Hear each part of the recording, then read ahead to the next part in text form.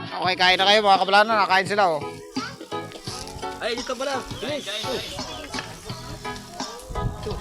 Magtimpla ka na dyan. Ano na kayo ng inyo? Alak lang ba? Alak lang. Yung. Akit na, sungipon lang lang.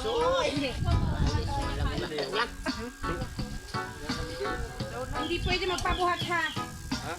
Pwede kayo papalang. Ano ba ka? Kakain ako. Ya, abot lang pa nun.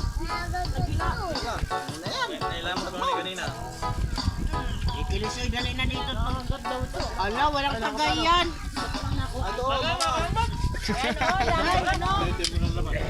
Wala nang rice. Yan ang inumin mo. Daming rice may ano. Lang, naunsa naman ka lang. Tapos na yung puno yung pichel. Wala alak. Ano na yun?